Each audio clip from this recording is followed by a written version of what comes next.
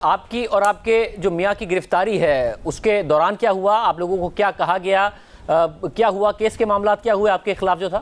شاہزیب، اگر میرے خلاف کوئی کیس تھا تو انویسٹیگیشن ہونی چاہیے تھی۔ سب سے پہلے جب مجھے یہ اریسٹ کر کے لے کے گئے ہیں، یہاں سے انہوں نے کوئی ٹرانزٹ ریمانڈ نہیں لیا، اور میرے کیس میں جگہ جگہ پہ انلیگیلٹیز ہیں، جگہ جگہ پہ، جو کہ میں وقتاً فوقتاً یہ کورٹس میں بھی بتاتی رہی ہوں اور میڈیا پہ بھی بتانے کی کوشش کرتی رہی ہوں۔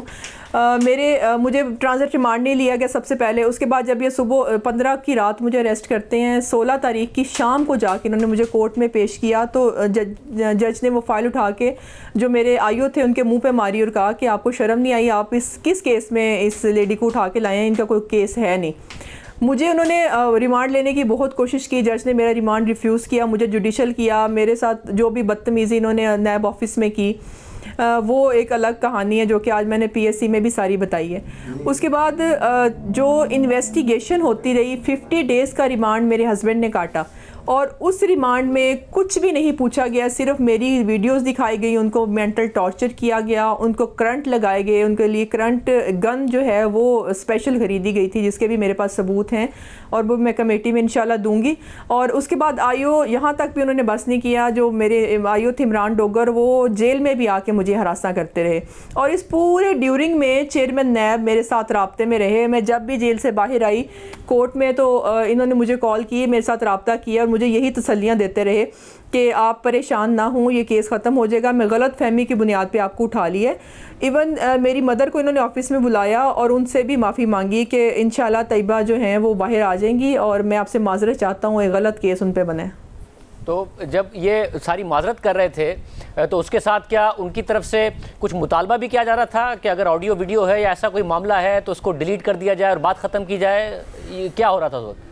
شاہزیب، یہ ویڈیو آڈیو اگر میں کسی کو دینا چاہتی تو میں دے سکتی تھی، میں آؤٹ کرنے کا میرا دل ہوتا تو میں آؤٹ بھی کر سکتی تھی۔ جب مجھے پکڑا گیا، یہ ویڈیو آڈیو میرے گھر والوں کے پاس تھی، میں اس وقت بھی دے سکتی تھی، میں نے یہ کہیں پہ سیو کی تھی، لیکن میں نے نہیں دی۔ مجھے ڈی جی نیب نے یہ بھی آفر کی میرے ہسبینڈ کو کہ آپ چیئرمین نیب کے اگینسٹ بیٹھ کے ہمارے ساتھ پریس کانفرنس کریں، اس میں یہ ویڈیوز آن ایئر کرتے ہیں۔ اس وقت بھی میرے ہسبینڈ نے یہ ویڈیو آؤٹ نہیں کی۔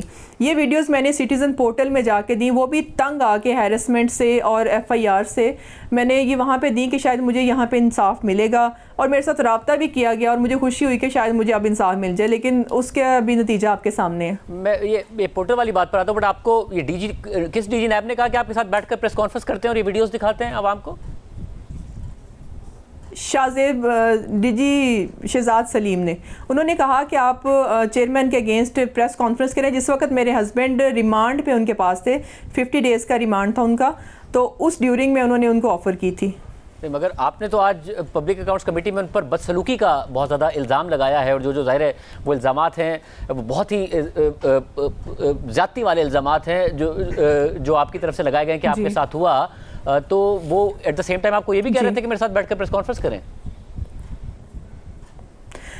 جب میں جو فرسٹ ڈے میں گئی تھی اس وقت انہوں نے ساری باتیں کی میرے ساتھ، یہ ساری حرکتیں کی جو میں نے آج پی ایس سی میں بھی بتائیں۔ انہوں نے میرے ساتھ بدتمیزی کی، کوئی لیڈی ان کے پاس نہیں تھی جو میرا انویسٹیگیٹ کرتی، وہاں پہ سارے میل تھے، ان کے سامنے میرا دوپٹہ کھینچا گیا، مجھے برہنہ کیا گیا، اور میری ویڈیو بنائی گئی، جو ویڈیو بعد میں بناتے رہے، میرے ہسبینڈ کو دکھاتے رہے۔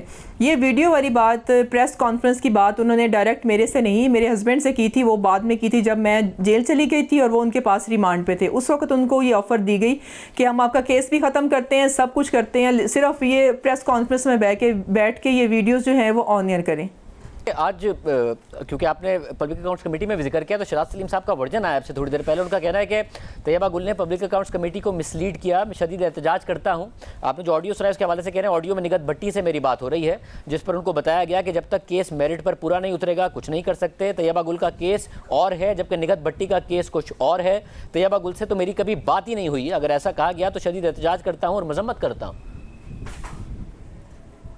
سر، پہلی بات تو یہ نگہت بھٹی کو میں نہیں جانتی، اور یہ جو آواز ہے وہ میری ہے، اور وہ پبلک اکاؤنٹس کمیٹی کو میں نے ہر بات جو بھی بات کی ہے وہ پروف کے ساتھ کی ہے، اور وہاں پہ ہر چیز جو بھی میں نے الزام لگایا ہے اس کا میں نے ثبوت دیا ہے وہاں پہ.